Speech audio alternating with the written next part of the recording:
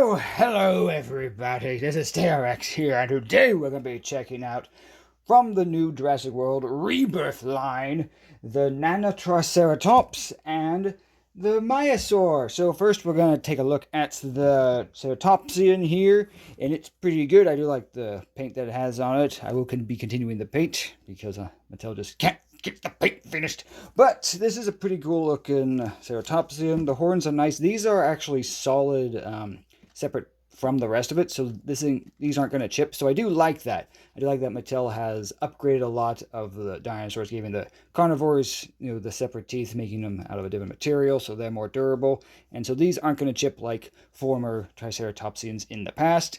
It does have articulation here up in the front of the arm. You can see that. It can move up, forward, and down. Yeah, nice little hinge right there. That's the bottom of it. There's the scan code if you want to scan that. If it focuses a bit better. No, yes. Oh, well, there's this code. So, yeah, pretty good all around. His features, it does make sounds. That's why there's a sound box down there. So let's check that out. So the head can move all around. So here is the sounds effects it makes. Does a switch.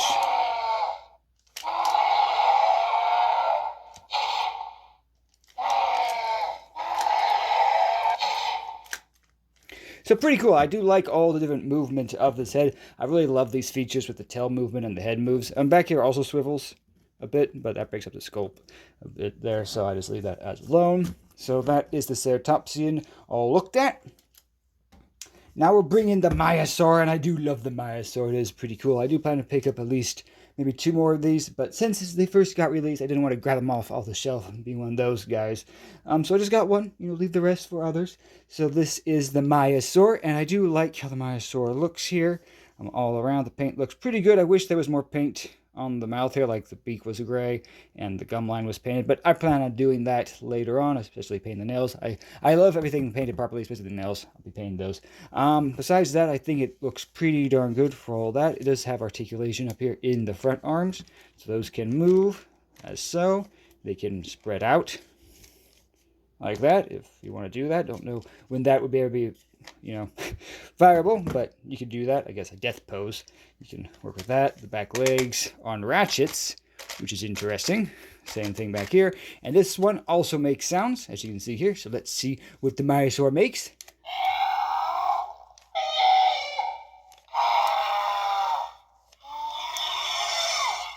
And the back of the tail here also...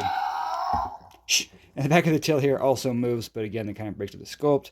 So I'll just leave it as is. But yeah, pretty good paint overall.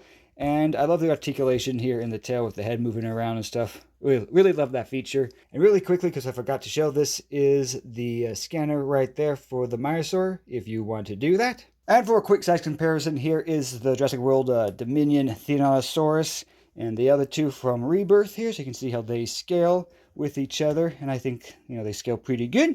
Right there, so there's a quick little comparison. And so this has been a look at the Jurassic World Rebirth, Maiasaurus, and Nasutoceratops. Butchered that, but these two guys here, and I do think they look pretty darn nice, and I would recommend picking them up. They're not bad priced, and they look really good. This might have a few little paint issues, but besides that, beautiful, great figures, especially to add to the collection. And so that has been these guys. Let me know down below what you think of these two, and I will see you all in the next one. Until then, have a great day, and goodbye, everybody.